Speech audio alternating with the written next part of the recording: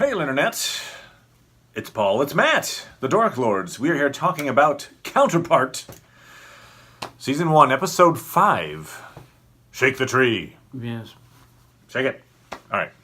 I think I'm going to try a recap on this. Okay. We begin with seeing three shadowy strangers. Yes.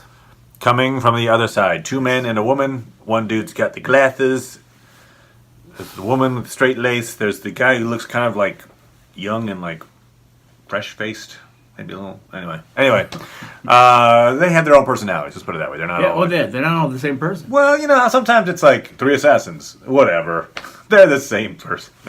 They try to make them all be like, they're all different in their own way. All right. Well, we're clearly going to be seeing them again. Yes, these people are going to be around for a little while. No, but I meant, they probably have doubles that, we have to be taken out. Good call. So, right, that's the assassination plot, right? Was that is failed. Yes, Was that that Baldwin was going to be, among others, taking out their doubles, most likely. That's what we got out of that. So they kill a guy that was helping them find a place. He's like, a couple of days or whatever, and you guys got to go, and they kill him. They come across, they get to the safe house. They don't hit it off well from the beginning. It was interesting how the guy's like, disgusting. Smoking. Smoking outdoors. What the hell? Okay, fine. Weirdo from the other side. Saving him from lung cancer. Yeah, blowing his brains out. So he can kill him earlier, so safe house guy, not the brightest guy, and threatens them right before they were going to kill him anyway. They were in the process of killing him. Yes. Unbeknownst to him. And then he's like, you make a problem for me, I make a problem for you. Oh, what's that guy with the bottle and the thing? Oh, I see, I'm going to die now. Got it. So, he got shot. So they're bad. That's what we got out of that. They're bad and they kill people. We then cut over to, I believe it's Mirror Howard talking, like hanging out, like going to the hospital. And he sees Andre, who he doesn't recognize. No. Andre's like, hey, come on over, play this game with me. He goes, oh, you. Howard's boring life. And so he goes and he plays the game of Go. Andre notes, you're about to win for the first time ever. And that puts a little thing into Amir Howard like, I guess I probably shouldn't make it a notable experience. This is the first time you won. So he deliberately loses in order to make it. Well, I feel like he was, I got out that he was studying him the way he likes to. Nothing like playing a game to figure out somebody. Yeah. Cards or Go, doesn't matter. And my impression was just that he was like, okay, I've figured out what you need to know about you, and I can still be the Howard you know by doing something really stupid. Right, yeah, exactly. So I think he was trying to be the Howard, right. Yeah. But yes, so we'll just, because they break this stuff up, they keep going back and back and back. But for this particular timeline, yeah, and he might have been trying to really draw him out to see, like, if I really behave differently, will he notice? And he only noticed a little bit. Because as I mentioned to one of our commenters, dialect, last week, something we didn't mention. Probably German. It's probably the German dialect. I don't know. It seemed pretty obvious that Andre might be a spy. I was thinking maybe he was a spy, just because it was very coincidental that he met with. I'm calling him Prime Howard and Mirror Howard, by the way. Unlike the show with you. It's like Prime. Because we've been doing this Prime. Star Trek Discovery so much, when I say Prime, it gets me confused. If I'm confusing you, I apologize. But when I mean Prime, I mean like ordinary, normal. Makers of the show and are then like Mirror. These guys don't know what they're talking about. They don't know who Prime is. They don't know. So, Prime Howard met Andre at the hospital after Emily was hit with the accident, and this guy claimed that it was, my wife, she's diabetic, and she's here, or something, whatever. Anyway, so that seemed really suspicious, and indeed, it was suspicious. The guy's not as he claims, but it's, at least as far as we can tell, not a spy. He was having an affair with Prime Emily. Yeah. And so Mirror Howard finds this out, threatens him, because he thinks he's a spy too. Right. And then No. realizes after he pees his pants and is like, he's like, oh, you're okay. Oops. And takes the stuff that Emily stashed Yeah, Emily stashed a bag without of money. that guy and knowing. stuff. He did not recognize it at all. Yeah, which it's a little odd, I guess. I mean, you wouldn't think the guy might. It's not a huge. He doesn't. It's not like he has like a palace. He's got an apartment. Right. And she stashes it in this little cubby hole that apparently he didn't know about or she created. Maybe she created it. I guess it just seems like the odds that I mean, if maybe I he had a goes little like, place- oh, I'll just put some up in the storage. What's this? Gun and money? That would be. I don't know. You're taking a little bit of a chance, but yes, if you feel like she put it in a place where she was pretty damn sure he wasn't going to check it out, she was right. Sure. Yeah, she was right. She was right.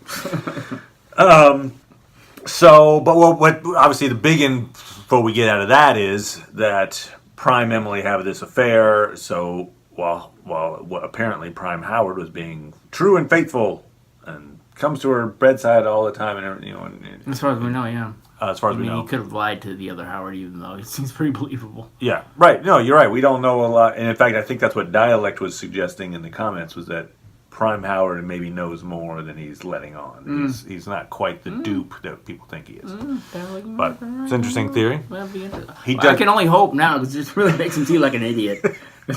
Yeah, I guess we could say roll. I'm starting to have the same feelings that the Mirror Howard is about him. So there is that sense of like, Sucker! it's tough to know what the show wants us to think, like about Prime Howard. For a while I thought, and I still think this for the most part, but the show was saying, hey, look, this Prime Howard isn't some trained spy. He's not good at subterfuge, and this world is completely foreign to him, and he's bad at it. But that makes him a better person because he's a thinking, feeling person, and not this I'll kill you at a moment's notice amoral thing. No. But boy, it just like in a world where everyone is this spy versus spy thing, and then there's the one guy who's like good, like he does come off as village idiot ear. You idiot. I'm a village idiot now.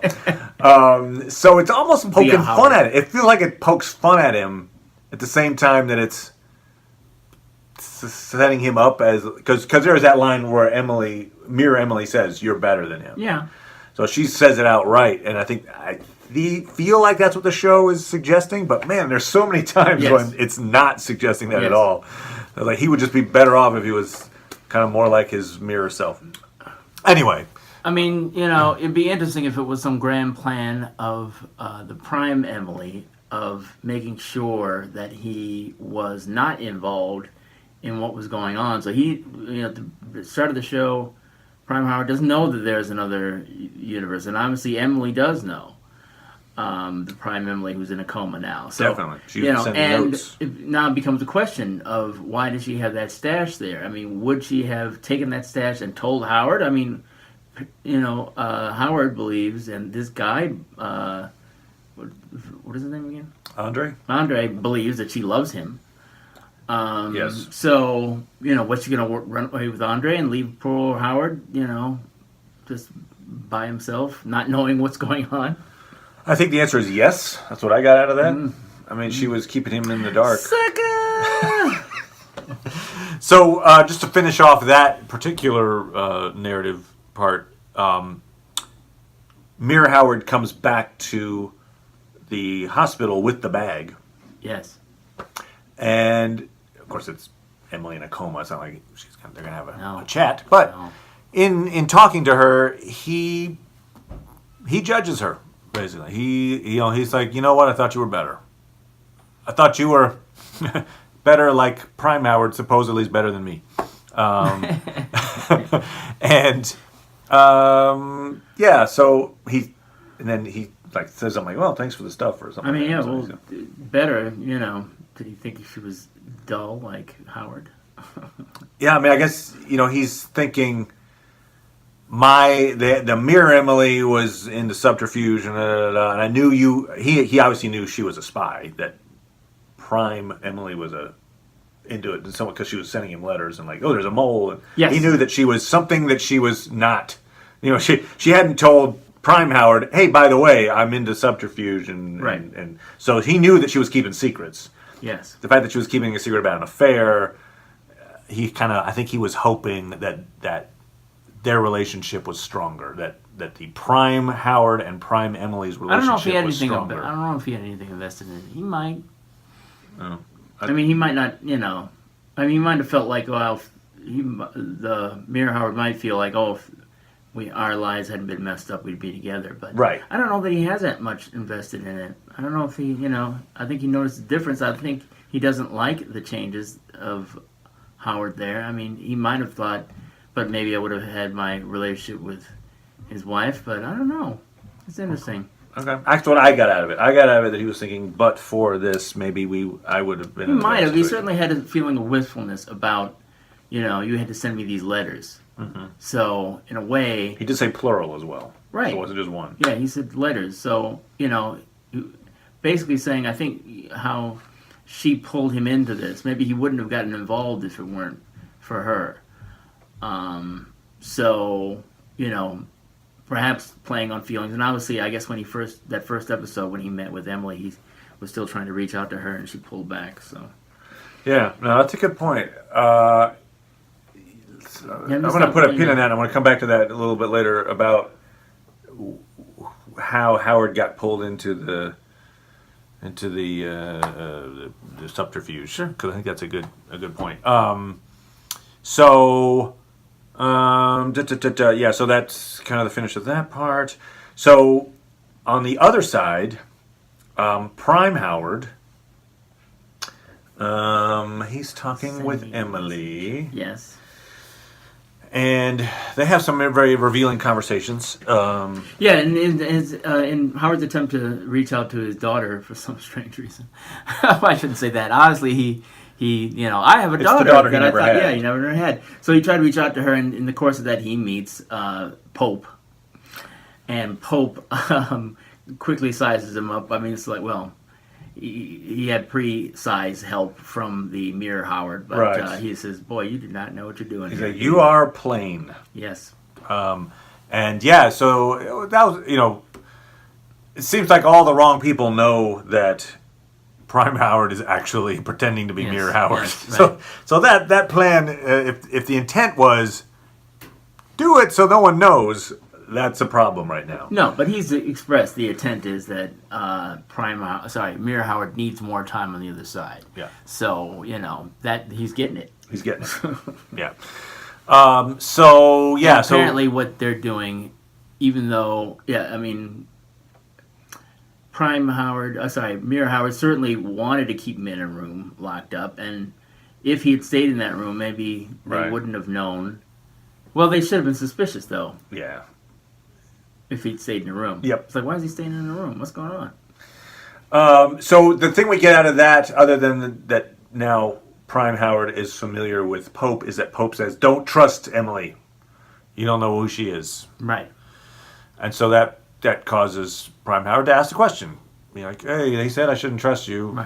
Right. They have a chat. And so there's a really interesting bit in the conversation there where he asked her how long, right? Yeah. And I think the intent of his question is, I wonder if my Emily has been a spy for a long time too. Like, he doesn't know she's a spy yet, right? So he's like, it would be informational to know when you started to be a spy, because that might be when my Emily started to be a spy, if she indeed was, like, if it happened before this. I think I still don't know.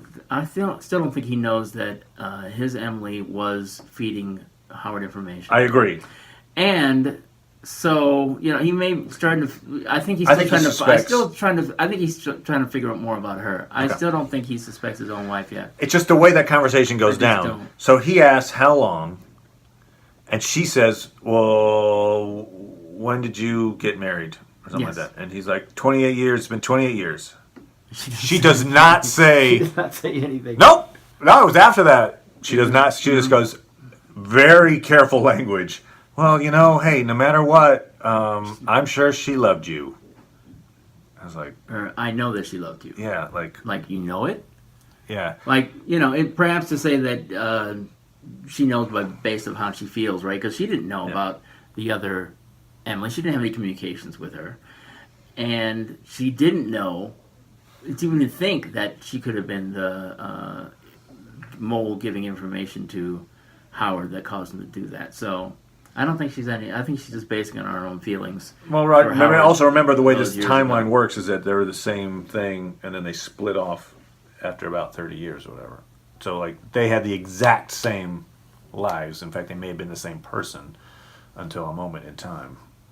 So she would know, whatever. I don't know. Anyway, okay. So Yeah, no, but you need some sort of, when did the thing yeah, happen? exactly. When did it affect them? Let's see the chronological Yeah. chart. But so, I think this is back to the pin. And that's on the what thing she you also just said there, that, we don't know about when our lives change. She said that too. So maybe your thought was, or what you mentioned about pulling Howard in. So maybe this 28 years ago, on the one side they got married, the other side didn't. But maybe that's the moment when I could see one of two motivations. In other words, maybe they didn't just meet by accident. And maybe she was pulling Howard into the company. I don't know. Or maybe she was sent to watch him because somebody thought he was important. But they wouldn't have worked with the other side, so I don't know. Anyway. Yeah. I don't know. And just maybe it just seems like the fact that she didn't say, "Nope, your prime Emily certainly wasn't a spy at the time that you got married." Well, actually did say that, right? I think that means. Well, I'm just saying. I feel like on the scale of 1 to 100, 100 being absolute certainty, I think Prime Howard probably thinks to like a 30% or so that maybe his wife is keeping some kind of secrets from him regarding maybe being a spy, perhaps. Well, yeah, it's funny. You keep throwing me because, Howard is a spy, but he's, a low-level spy. Right. I guess you're right. And she's a spy, but he thought she was lower level than she is. That's true, right. He thought she was a secretary. But, yes, a secretary in strategy, I think. Yeah. She's in strategy, I think. Good point. Just like he knew that she worked for that company, yes. Yeah. But she obviously had some more responsibilities. Yeah, or certainly more knowledge anyway, because she didn't share it with him. But yeah, you are making me think that maybe, again, I mentioned before that maybe they really are switched. Maybe at that point they switched, or some point they switched. When you're saying that she loved you, is you're saying that her way of saying that was me? That was me who loved you. It was funny though, right? That maybe she came over. You're not my Howard, and they had a child, but they never married, which is interesting. Yeah. Now, also, we did learn, interestingly, some big facts about this flu epidemic. I wonder if their daughters Pandemic. have been to school. Oh, good point. The school. We learned about the school as well. Okay, but okay. Pandemic killed 7% of the population, and Anna was affected by it, and they thought she was going to die. She was in the hospital for a long time, and that is what theoretically seems to have started Mirror Emily's drug addiction or her addiction problems. At least, or she started taking pills overdose. to deal with so that's one of those, obviously that event did not happen on the other side. And so that's a big life change between the two Emilys and the two Howards. Yes.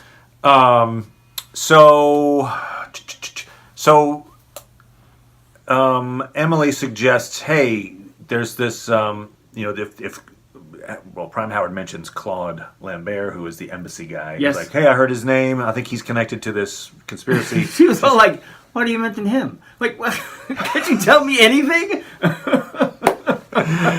So she's like, I'm just going to tell you everything. Come on. So they go and they're going to try to talk to a courier. Yes. It's also a big fan of Mirror Howard. And so she's like, just go talk to him. She knows that he's going to be crappy at it. and then it's gonna chase this guy around, and then they're gonna like confront him. Like, I don't think she's like, oh, I'm sure he'll go talk to him and get everything we need. I think she's like waiting. I mean, with I think gun, she like, doesn't know. I think she doesn't know how he's going to respond, and she's there to, yeah, I mean, to clean up. yeah, I mean, So she's there to clean up. I And she feel like cleans up. he doesn't need to. I mean, she's like, hey, you said you wanted to help, So it's just that he doesn't know what he's doing. Yeah. So he just walks up, and literally it's like no small talk. This guy tries to do small talk to him, and he's like, yeah, anyway. So I want to talk about Limp Bear. You send packages? You're like, oh, God. You're just bad at... Anyway, so he scares the Well, guy I don't off. know. I don't know how long he was telling that story. Yeah, good, okay, good point. Good.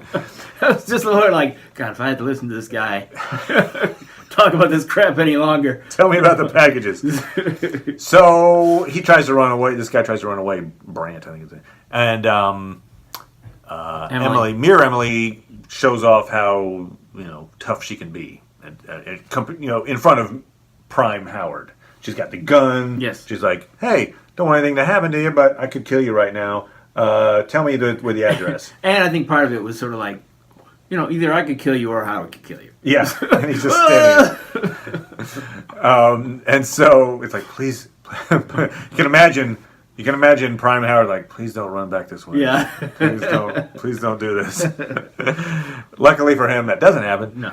And the guy, so there's an address on the mirror side that's out of town. It's a big mansion that this guy's been dropping off packages for. Yes. Doesn't know who lives there. Doesn't bother to find out, but that should be pretty easy to find out. You would think. Yeah. Big mansion address. Boop, boop, boop. Oh, yeah, it's the Jeffersons. Anyway, okay. So they've learned that information. They haven't checked that place out yet, but they will. One would think maybe next episode. You would think maybe. But that, again, so that's what you're seeing is each Howard is seeing something different about each Emily. Yes. Mirror Howard sees that Prime Emily had this affair, and is like, whoa, okay, I didn't know that was a thing.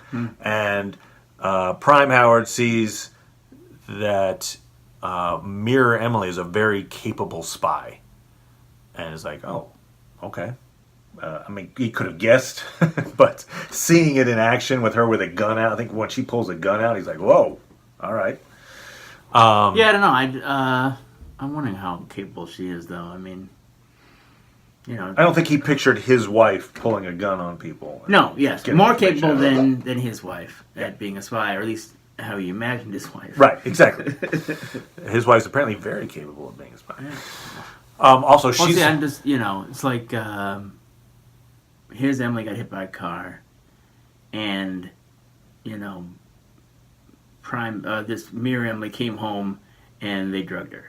Yeah. And took, the letters that... He did figure out that Prime was Emily not wrote. an actual overdose. So, one He had to he ask. gets one off of the village idiot scale. He had to ask if it was. But he says, like, they were trying to kill you, right? Or something. He says it in the way of, like, He asked if she... I'm confirming if this she, was an attempt on your life. He asked if she overdosed. Yeah. Not just like, they were trying to kill you, right? No, he asked if she I overdosed. thought the way he framed it, though, also, was... too, she... Was that before or after that she talked about... It was probably after. Yeah, so she was using drugs. All right, fine. earlier. Still a bit. You're on the... He's a village idiot, and I can't pull you off that platform. I mean, it'd be nice if he wasn't, but I just, I think they're very specific in how much he knows. Gotcha. That's all. I just don't want to, it's possible that I'll be fooled and somehow he knows far more than, but it doesn't feel that way to me. So let's then do some of these other folks that Strands, don't involve the Howards and the Emilys. Right. You've got Heinrich, who is the guy, I think his name is Heinrich. He runs the bakery. Yeah. He's from the other side. He's been there for like a decade. He married a local. And Mirror Howard had gone to talk to him last episode. Well, the fanatics come and find him. Yeah. Claire in particular comes to find him. This one, she's like, what have you been talking about? You've declared your allegiance. You're obviously, why would you help the other side? You betrayed your people. It's obvious that he's going to die. And so he's like, what happens if I tell you all this stuff? Like, how is this going to go down? And you can tell he's kind of like, you're going to kill me either way, right? and then at the end, when she says something, his response is like, we're not different. You keep saying about sides. There are no sides. we're all going to go to the same hell. And he's just sitting there at the table with two big bodyguards, but we don't even see their faces. Yeah, well, they just he put his hand on it, and she was like, "Oh, Yeah. what are you doing?" Yeah, I know. And that's all we see. That guy's got to be dead. I would think. I was kind of waiting for him to show up dead later in the episode. Yeah. He didn't. But man, yeah, that was not good. He's in trouble, big trouble, Little China. So we'll see how that goes. But I have a feeling that's the last we see of him alive. Probably. I think he'll turn up dead at some point. That's my feeling. We then see, but during that conversation, they talk about this thing called the school. Yes. And it's apparently a bunch of fanatics on the other side have been sending people over, and there's a school that's like training fanatics. How to be a fanatic in only 6 easy lessons.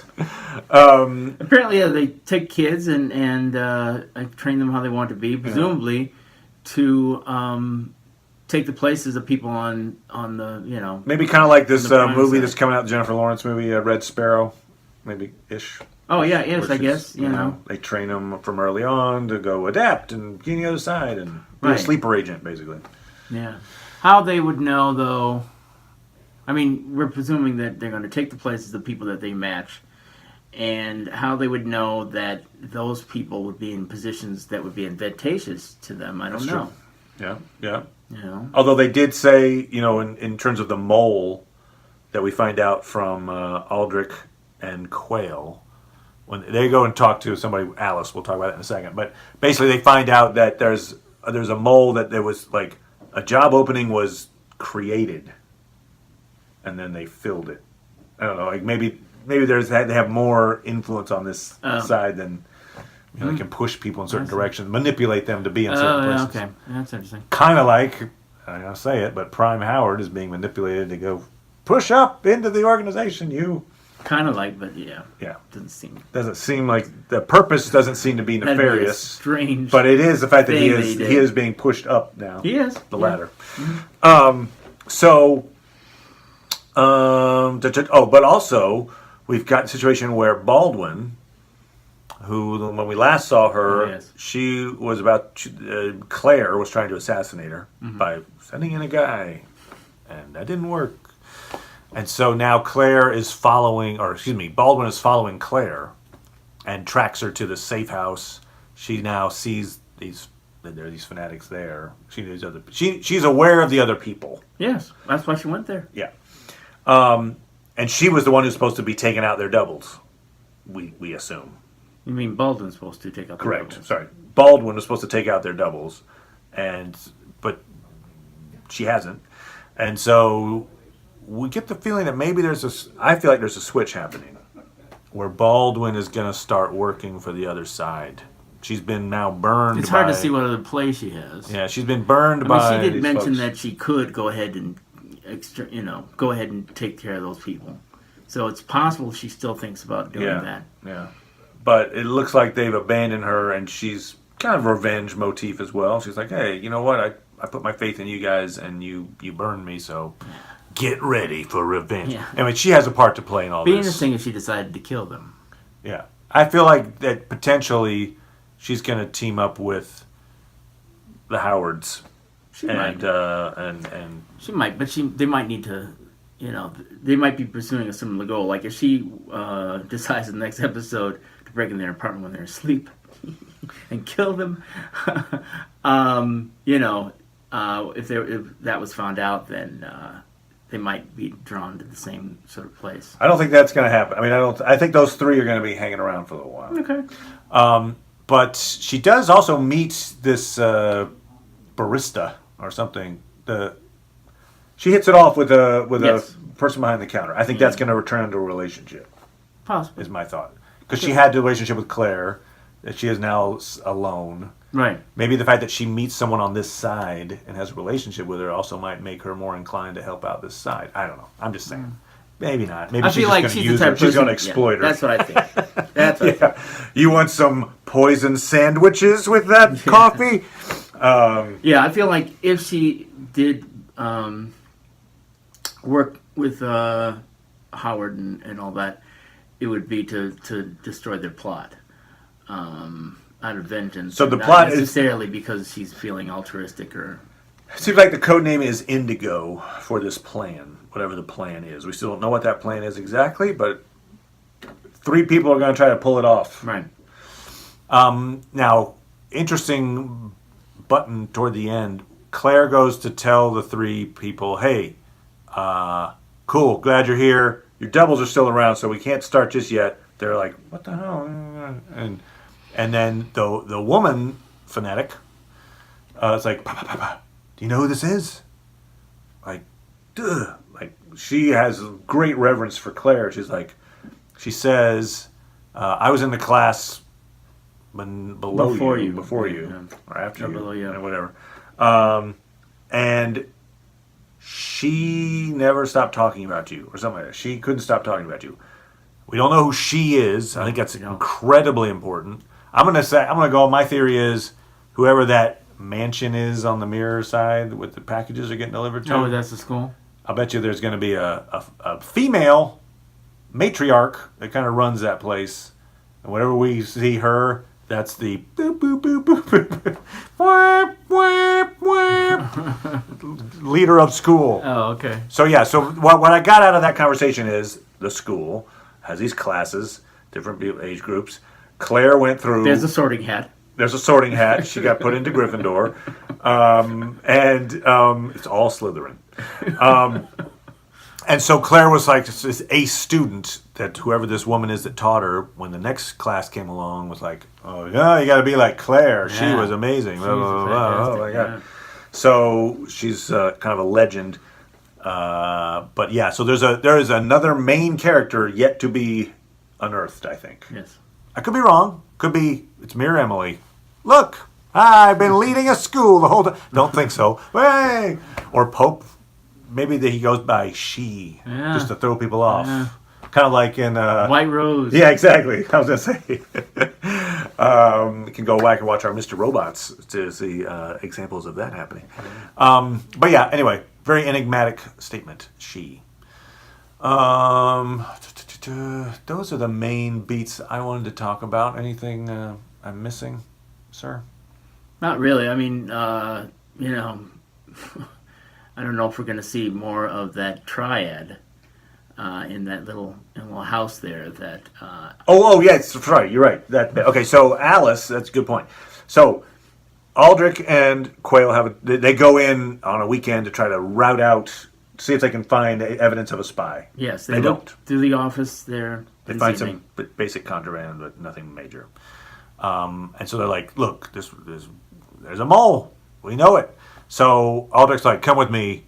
He takes them out to a house. Yes. So maybe it's the mirror version of that house. I don't know. Takes them out to a mansion out on the other side of town, and it's Alice. She came over from the other side, and she had some information to you. She was defecting. And she gave a bunch of information, and there was a thing called Shadow. Shadow is the name of this person that was highly placed 5 years ago, and has been a mole ever since. And what we see after that is Aldrich is going into the old files, and he's pulling files and circling things and trying to figure out who was hired 5 years ago. Would you think you could figure that out pretty quickly, especially if you're a spy agency? But no, okay, fine, whatever. And why? I'm just thinking about this now. Why are we just hearing about this now after all this time? In terms of, like, he knew that this woman came over and said some stuff. I agree that he kind of shelved that info rather conveniently, because he is a possibility. They've said, like Quayle says, it's high level. Could be you or me or any of your people. Or any of your people. That's it. He stops there. Yeah, that's it. That's the only group. So it's like, oh, is there anybody in his group who showed up 5 years ago? Who seems like he's having some covert plan, or is it just him? Right. So, because maybe he's pulling the records to try to pin this on somebody. Anyway. Yeah. So we're not sure about Aldrich, but in any case, Alice, very interesting person. She knows Aldrich. She calls him Mousy. Yes. And she lives with her double. Yes. And it seems like they have one husband that they share between them. It does seem like that. Because they both have the exact same comment about his cooking. Yep. And they live in the house together, and they both kiss him on the cheek. Yep. And there's kind of, you can see Quail is like, what? But he kind of nods his head. Okay. The whole house is surrounded by armed guards. Yes. And it's kind of, she lives in secret. But she's obviously, her demeanor goes from have some tea to, oh my God, we're all going to die, after it's revealed that they think the mole is active. Yeah, it's making me really doubt Aldrich. Even though he took him there to learn that information, it's still sort of like, Yeah. I don't know. Yeah. So yeah, that was an interesting, we got to see a little piece of how life might go if you've got this mirror universe and you meet your double, and I don't know, it's just kind of, we got a little slice of life, basically. Sure. Yeah. But yeah, so we learned a lot about the various conspiracies. Right. We see things are in motion. There's a big plan. Indigo's about to happen. There's the school. Yeah. We learned the pandemic. The people from the other side blame the Prime Universe for, they think they started it. I think they created this pandemic, which goes back to a statement that Pope made a few episodes ago, where he's like, "We'll never forgive them," or something like that. Right. I think that's what he's talking about. Yeah, I think so. So he is part of that, probably part of that school, which we also hear is a private organization that is not connected to the government. Right. So yeah, I think there's a collection of people that are, we want revenge on the Prime world, and they're going to do it. I would guess you would do it with giving them the pandemic. I would right? think. Wouldn't you just give it back? That's what I would think. Maybe Indigo. Yeah, there you go. Or something else though. Could be there's something else. Indigo is like the sky. Maybe it's a airborne pollutant that kills a whole bunch of people or something. I don't know. Anyway, there you go. That's our theory. We'll throw that one out there. Or mine. Anyway, I claim it. All right. So, Counterpart. Episode 5. Thanks very much. We will be back. Actually, I'm going to do another interview with Brian O'Connor to talk about the Star Trek Discovery season as a whole, like what we think and going into season 2, kind of general thoughts. And then we're going to be talking about altered carbon as well. Oh, yes. We're going to alter that carbon for you. So come on back. Subscribe if you want to get updates on what's coming. Make some comments. We'll make comments back. So thanks, everybody. Goodbye.